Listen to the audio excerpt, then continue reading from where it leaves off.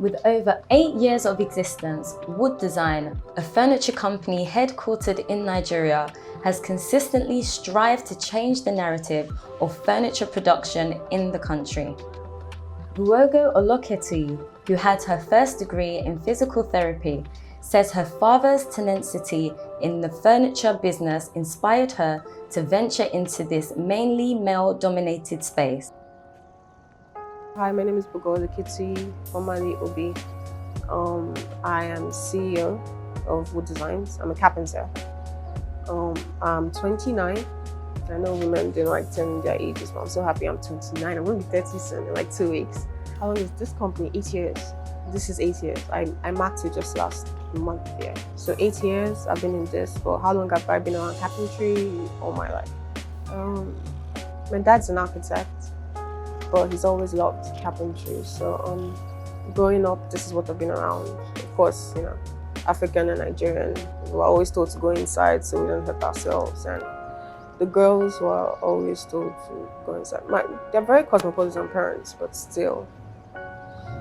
But I've always been around it. I've always been interested in it. And then I went to school, finished school, and I said, I want to go into this. So since I finished school, everybody was calm. I'm like, yeah, sure, why not? I went to medical school. I'm a physical therapist. Yeah, very, very different.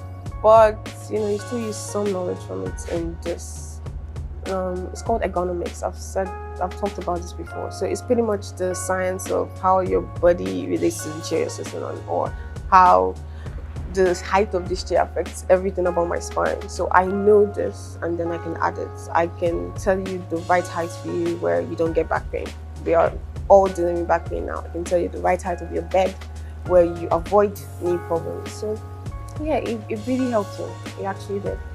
I handled business mostly. Creative side is me and my father. We handled that together because he's way better than I am. I'm still learning, but I'm still learning from him. He's been in this for what, 40, maybe more than 40 years. So me, I've just been 8 years. So of course I still have a lot to learn. And he's one of the worst teachers. That's because I'm his daughter. My father he's highly creative, highly intelligent. People like that find it very hard to relate to, you know, pass on that knowledge. So he's very impatient in that respect. But if you are ready to learn, you would learn a lot. And if you're ready to take it, you would learn a lot. So I learned on the job, and it's been fun. Being a female in the male-dominated industry for Burogo Olukituyi definitely comes with its own challenges. She tells us what is more important for her is the satisfaction of customers and the understanding of the task at hand, as it remains her hope that more women become players in the sector. Oh, it's very male-dominated. How many female carpenters have you met? I'm sure I'm the first one. And I'm finally. Yeah. So yeah, very, very, very male-dominated. But I do not believe gender plays a role, especially in modern carpentry. There are most things now are mechanized. So before, where it was more a muscle, you know, you had to be really going at it and sweating, that has all changed. What took them 10 days to do, we can do it in an hour now because of machinery. And if I can operate the machinery, if I can break this down, anybody can do that. It doesn't matter if you're a man or a woman. So I do not believe gender has a role at all. Not now. If you're female and you want to go into this, you should definitely go into it now. We've gotten women, we train women. We actually have like a female carpenter, but she lost her dad. I like to teach, but then I've noticed over time that people see me and they think, oh, it must be easy.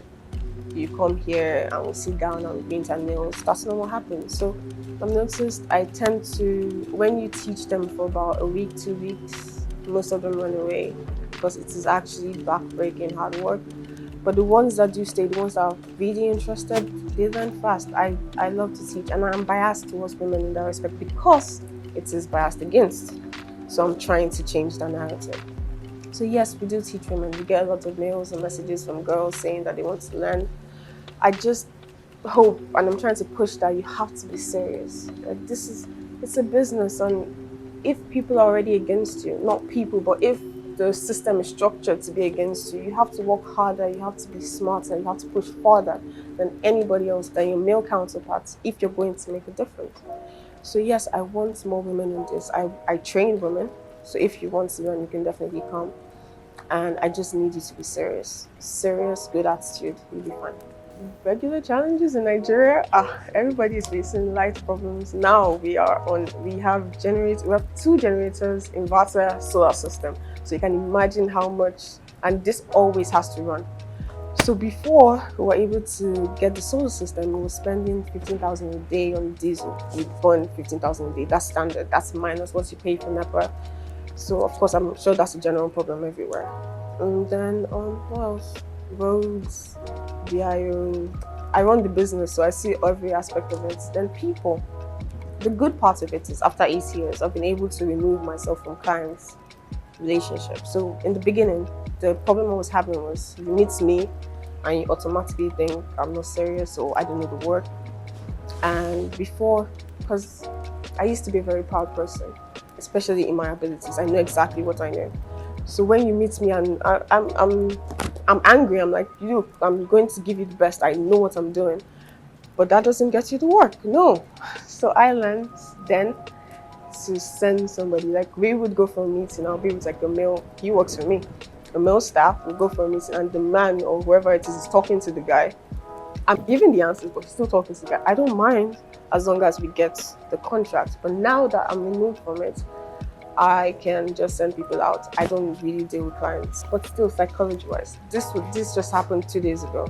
So this man wants to do his whole building, and he calls customer care. And customer care is a woman, and he's like, no, that he wants to talk to the manager. And she's like, no problem, let me set up a meeting. And then he goes, I hope he's a man. I hope he's a man I'm going to talk to, so I can relate. Because I'm hearing this secondhand. But this is now where people are saying the world is more open and everything. But still, me in wisdom, although I would like to prove a point and say, it's a woman that's in charge if I go for the meeting. In wisdom, no, I'm going to send a man. He wants to relate. He's going to relate. And then we're going to get work done. You shouldn't fight with violence. You should educate, you should teach, you should say, at the end of the day, after that job, I go and be like, oh, it's actually me that made it. He will be surprised, but then he's learned that a woman can do this too. But if I go first, I'm not going to get the job because he wants a man. So you have to give the clients what they want. Then later you can teach and you can relate. But I know there's a lot of fights out there now of how we have to force our points, and I do believe in it, but I know that you have to use tact and you have to teach, not anger, not violence. You have to remove yourself from the anger and then be able to teach. We are still fighting racism, and that has been around forever, but then we have improved over time. But it's over time. There will always be, as long as we're fighting. When I say fighting, I mean like we're pushing the narrative that my narrative is you can be whatever you want, you can do whatever you want, you have no limitations as a woman. That's my narrative. So when they ask me that am I a feminist, the feminist word already has a negative connotation because everybody has changed it to what. On my narrative as a feminist, I'm trying to tell you a woman can do anything she wants, anything at all. Whatever it is you decide to do, you want to be a stay-at-home mother, I'm like, thumbs up, like that's what you want to do. You want to be a mechanic, I am so happy. That's what you want to do. So I feel like over time, with more education, most women do not even know this. I am in my bubble thinking that people think like me, but I've noticed by relating to most people, they do not. Women do not understand that. Most women do not understand that they can actually do this. Please, you see me when I take this off and wear my dress, I am hot. I am very, very hot. So you can do this, clean up, go home, and like still look good. You can go out, you can enjoy yourself. This is work. So you can do anything you want.